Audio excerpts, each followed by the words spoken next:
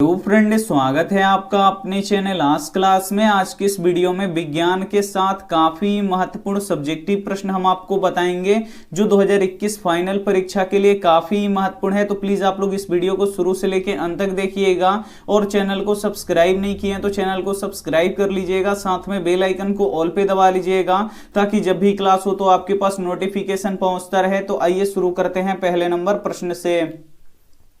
पहला नंबर प्रश्न है कि उत्तल लेंस को अभिसारी लेंस क्यों कहा जाता है। काफी महत्वपूर्ण प्रश्न है कि उत्तल लेंस को अभिसारी लेंस क्यों कहा जाता है। तो आइए इसका उत्तर देख लेते हैं।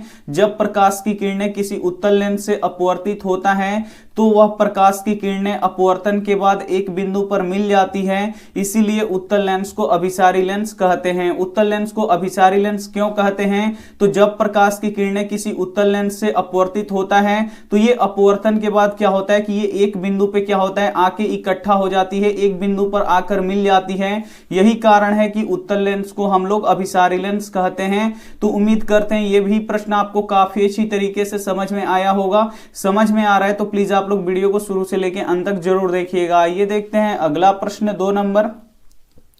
दो नंबर प्रश्न है कि दृष्टि दोष क्या है और ये कितने प्रकार का होता है। काफी महत्वपूर्ण प्रश्न है कि दृष्टि दोष क्या है और ये कितने प्रकार का होता है, ये आपको बताना है। तो आइए इसका उत्तर देख लेते हैं और सबसे पहले यहाँ पे जानते हैं कि दृष्टि दोष क्या है। तो यहाँ पे देखिए, नेत्र लेंस का वह दोष जिसके कारण कोई वस्तु हमें स्पष्ट दिखाई नहीं देता है उसे ही दृष्टि दोष कहते हैं। दृष्टि दोष किसे कहते हैं? तो नेत्र लेंस का वह दोष जिसके कारण कोई वस्तु हमें स्पष्ट दिखाई नहीं देता है उसे ही दृष्टि दोष कहते हैं। दृष्टि दोष में वस्तु का प्रतिबिंब रेटिना पर नहीं बनता है। जब दृष्टि दोष हो जाता है तो किसी भी वस्तु का प्रतिबिंब कहां पे बनता है? रेटिना पे बनता है। लेकिन जब दृष्टि दोष हो जाता है तो वो रेटिना पे नहीं बनता है, रेटिना के आगे बनेगा या रेटिना के पीछे बनेगा, तो इसे ही दृष्टि दोष कहते हैं। तो उम्मीद करते हैं दृष्टि दोष आपको काफी अच्छी तरीके से समझ में आया होगा। अब देख लीजिए दृष्टि दोष कितने प्रकार के होते हैं।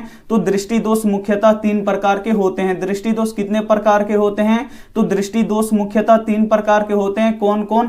तो पहला होता है निकट दृष्टि दोष, दूसरा होता है दूर दृष्टि दोष और तीसरा होता है जरा दृष्टि दोष। तो ये तीनों काफी महत्वपूर्ण है। इसमें ऑब्जेक्टिव पूछा जाता है कि निकट दृष्टि दोष में किस लेंस का प्रयोग किया जाता है? तो अवतल लेंस का प्रयोग किया जाता है, इसे आपको याद रखना है। दूर दृष्टि दोष के उपचार में किस लेंस का प्रयोग किया जाता है? तो उत्तल लेंस का प्रयोग किया जाता है, ये आपको याद रखना है। और जरा दृष्टि दोष में किस लेंस का प्रयोग किया जाता है? तो बाइफोकल लेंस का प्रयोग किया जाता है, तो ये भी साथ में आपको याद रखना है। उम्मीद करते हैं ये प्रश्न आपको दृष्टि दोष क्या है और ये कितने प्रकार के होते हैं आपको काफी अच्छी तरीके से समझ में आया होगा। आइए देखते हैं अगला प्रश्न। यहाँ पे 3 नंबर भी प्रश्न काफी महत्वपूर्ण है कि साफ आकाश नीला क्यों प्रतीत होता है। काफी महत्वपूर्ण प्रश्न है कि साफ आकाश नीला क्यों प्रतीत होता है। तो आइए इसका उत्तर देख लीजिए। जब सूर्य का प्रकाश वायुमंडल से होकर गुजरता है तो वायुमंडल में उपस्थित छोटे छोटे धूलकण नीले रंग का प्रकीर्णन सबसे अधिक करता है, जिसके कारण नीला रंग चारों ओर फैल जाता है। यही कारण है कि आकाश का रंग नीला प्रतीत होता है। काफी महत्वपूर्ण प्रश्न था 3 नंबर कि साफ आकाश नीला क्यों प्रतीत होता है। तो जो साफ आकाश होता है वो नीला इसीलिए प्रतीत होता है कि जब सूर्य का प्रकाश वायुमंडल से होकर गुजरता है तो जो वायुमंडल में छोटे छोटे धूलकण होते हैं वो क्या करते हैं कि नीले रंग का प्रकीर्णन क्या करते हैं? सबसे अधिक करते हैं। जो सूर्य का श्वेत प्रकाश होता है उसमें 7 रंग होता है, लेकिन 7 रंगों में से केवल नीले रंग का प्रकीर्णन काफी अधिक करते हैं, यानी सबसे अधिक प्रकीर्णन करते हैं, जिसे नीला रंग जो होता है वो वायुमंडल में चारों तरफ फैल जाता है। और यही कारण है कि साफ आकाश हमें कैसा दिखाई देता है? नीला दिखाई देता है। तो उम्मीद करते हैं ये भी प्रश्न आपको काफी अच्छी तरीके से समझ में आया होगा। समझ में आ रहा है तो प्लीज आप लोग वीडियो को शुरू से लेकर अंत तक जरूर देखिएगा। आइए देखते हैं अगला प्रश्न। यहाँ पे 4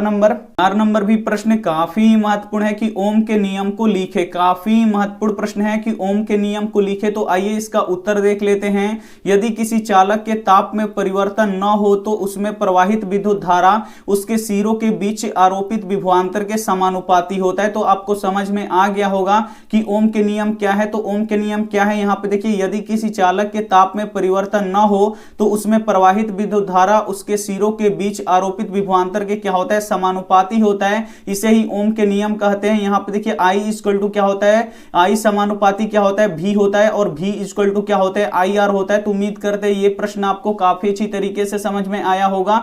आइए देखते हैं अगला प्रश्न। यहाँ पे 5 5 नंबर प्रश्न है कि खनिज तथा अयस्क में दो अंतर लिखे। काफी महत्वपूर्ण प्रश्न है कि खनिज तथा अयस्क में दो अंतर लिखे। तो आइए इसका उत्तर देख लेते हैं।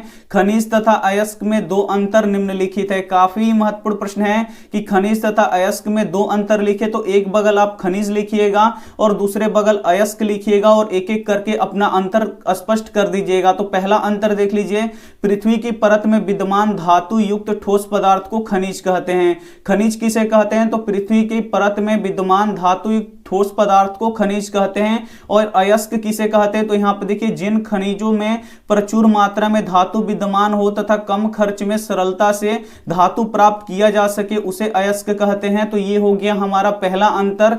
दूसरा अंतर यहां पे देख लीजिए, खनिजों में अशुद्धियां अधिक होती हैं। जो खनिज होता है इसमें अशुद्धियां क्या होती हैं? अधिक होती हैं। अयस्क में अशुद्धि अत्यंत कम होता है, यानी ना के बराबर होता है। तो यहां पे दूसरा अंतर हो गया कि जो खनिज होता है इसमें अशुद्धियां अधिक होता है और अयस्क में अशुद्धियां कम होता है। तो ये हो गया आपका अंतर। तो ये भी आपको काफी अच्छी तरीके से समझ में आया होगा। आइए देखते हैं अगला प्रश्न यहाँ पे 6 नंबर प्रश्न है कि वन संरक्षण के उपायों को लिखे। काफी महत्वपूर्ण प्रश्न है कि वन संरक्षण के उपायों को लिखे। तो आइए इसका उत्तर देख लेते हैं। वन संरक्षण के निम्नलिखित उपाय हैं। काफी महत्वपूर्ण प्रश्न है 6 नंबर की वन संरक्षण के उपायों को लिखे। तो यहां पर इसका उत्तर देख लीजिए। वन संरक्षण के निम्नलिखित उपाय हैं। पहला देखिए, वनों की कटाई विवेकपूर्ण करना, यानी वनों की जब कटाई आप करें तो जितनी आवश्यकता है उतनी ही वनों को आप काटें, उससे अधिक न काटें।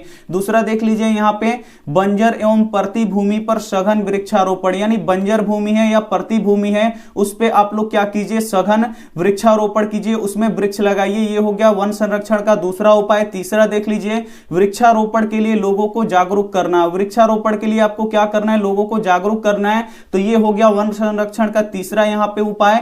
चौथा यहां पे देख लीजिए, जनसंख्या वृद्धि पर नियंत्रण। जनसंख्या वृद्धि पर नियंत्रण लगेगा तो कम वृक्ष का यहां पे कटाई होगी और यहां पे हमारा जो वन होगा वो क्या होगा? यहां पे सुरक्षित रहेगा, उसका संरक्षण हो पाएगा।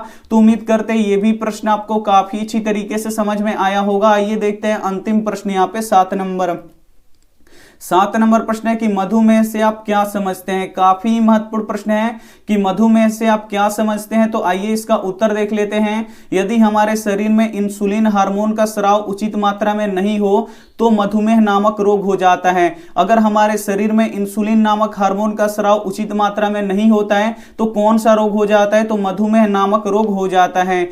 ऐसे रोगी के रक्त में ग्लूकोज की मात्रा बढ़ जाता है। जिस लोगों के शरीर में इंसुलिन का स्राव यानी उचित मात्रा में नहीं होता है तो उन रोगी के शरीर में क्या होता है? उनका जो रक्त होता है उसमें ग्लूकोज की मात्रा बढ़ जाता है। मधुमेह अस्थायी रूप से ठीक नहीं होता है। जो मधुमेह रोग है ये अस्थायी रूप से, यानी हमेशा आप लोग सोचिएगा कि किसी को मधुमेह हो गया और वो सही हो जाए हमेशा के लिए, तो ऐसा नहीं होगा। मधुमेह अस्थायी रूप से ठीक नहीं होता है। मधुमेह रोग को इंसुलिन के इंजेक्शन के द्वारा उपचार किया जाता है। अगर आपको इसका उपचार करना होगा, मधुमेह का आपको उपचार करना होगा तो आपको क्या करना होगा कि इंसुलिन के इंजेक्शन के द्वारा इसका उपचार कर सकते हैं। इस बीमारी को उचित प्रबंधन द्वारा नियंत्रण रखा जा सकता है। तो उम्मीद करते हैं ये भी प्रश्न आपको काफी अच्छी तरीके से समझ में आया होगा। समझ में आया है तो प्लीज आप लोग वीडियो को लाइक कर दीजिएगा, अपने दोस्तों के पास इस वीडियो को जरूर शेयर कीजिएगा। चैनल को सब्सक्राइब नहीं किए तो चैनल को सब्सक्राइब करके साथ में बेल आइकन को ऑल पे दबा लीजिएगा ताकि जब भी क्लास हो तो आपके पास नोटिफिकेशन पहुंचता रहे। Thank you for watching. मिलता है अगली वीडियो में,